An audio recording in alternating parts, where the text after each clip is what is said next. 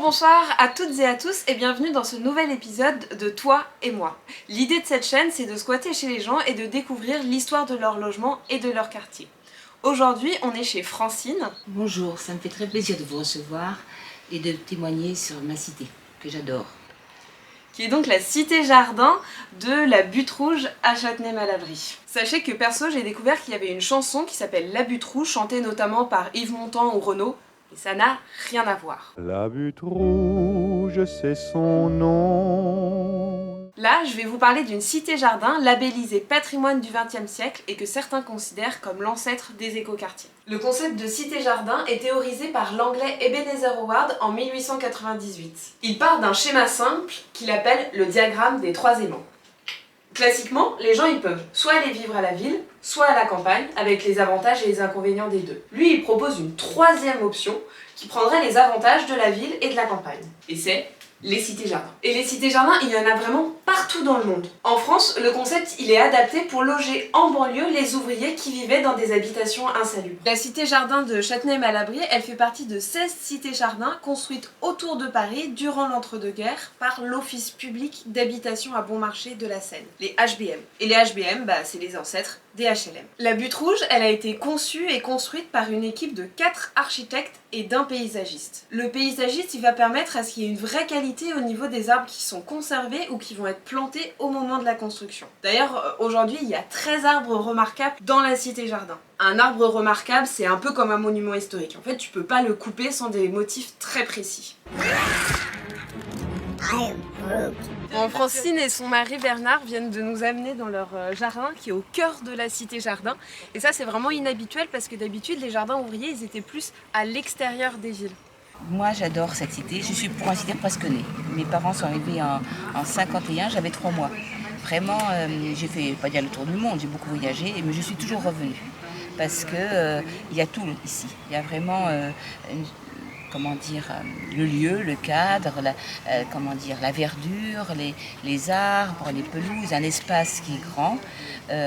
Et puis, il faut dire aussi ce qui est, c'est pas cher. Enfin, ce sont des loyers aussi modérés pour une population qui travaille et puis qui le mérite, d'avoir des loyers modérés. S'il y a des destructions, s'il y a des rénovations, à quel prix? C'est-à-dire, et on irait où? C'est ça qui nous rend triste. Ce quartier représente quand même 65 hectares. 65 hectares, c'est plus ou moins 90 terrains de foot. T'imagines comment c'est grand? Du coup, pour pas désorienter les habitants, l'équipe elle va aménager le quartier comme un petit village, avec une hiérarchie au niveau des voies de circulation, des placettes et des petits sentiers comme ça pour se balader le nez au vent. Comme dans les autres grandes cités-jardins, il va y avoir tous les équipements nécessaires pour une vie de quartier. Une innovation aussi très intéressante, c'est qu'on envoyait les déchets dans des vides ordures. Et les ordures, elles étaient envoyées par pneumatique. Pour ceux qui ont oublié, les pneumatiques, c'était par exemple pour envoyer hyper vite, foum, par air pulsé, les courriers. Et là, foum, on envoyait les ordures directement dans la chaufferie de la piscine. Et les ordures, elles étaient brûlées pour chauffer l'eau de la piscine. Alors maintenant, le système n'y fonctionne plus et la piscine a été transformée en théâtre. La cité-jardin, elle a été construite en plus de 30 ans, entre 1931 et 1965. Donc bien sûr, il y a des différences au niveau de l'architecture. Par exemple, ici, nous, on est chez Francine, qui habite dans la 3e phase, construite à la fin des années 50.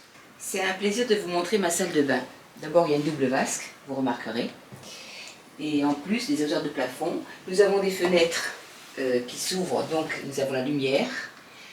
Et en plus, ici, c'était la douche autrefois. Et on avait le lavabo ici.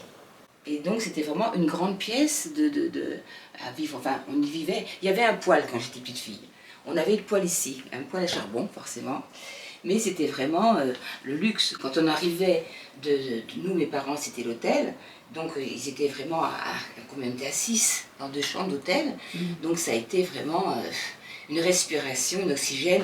Solidaires tous, parce que des familles nombreuses, beaucoup de familles nombreuses, beaucoup d'enfants, et c'était vraiment, on avait tout à proximité, que ce soit les dispensaires, que ce soit la poste. Donc c'était aussi un cadeau fait par des architectes de cœur. Ce que je trouve de magnifique, c'est que ça a été fait pour nous, mais avec des hommes et des femmes qui ont pensé comment ils pourraient y vivre eux.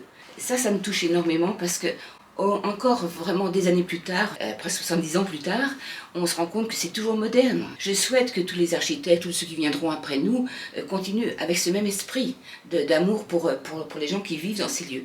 La Cité Jardin, elle est vraiment intéressante dans sa globalité. Bien sûr, il y a une réalité, ces immeubles ils sont anciens et fragilisés et il y a un besoin de rénovation. Aujourd'hui, il y a un projet de démolition d'une partie de la Cité Jardin. Je vous laisse faire votre propre opinion sur la question de la conservation ou de la démolition de cette Cité Jardin, mais je vous conseille d'aller la visiter, elle et ou d'autres cités jardins. Je vous mets aussi tous les liens en copie. On espère que cette vidéo vous a plu et surtout n'hésitez pas à nous laisser en commentaire ou par message des idées de lieux dans lesquels on pourrait faire un nouvel épisode de Toi et moi. A très vite en tous les cas.